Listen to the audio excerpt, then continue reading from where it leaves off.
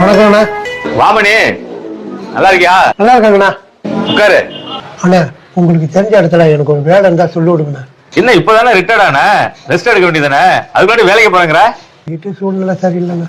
ஏன் உன் பையன் வேலைக்கு போலியா?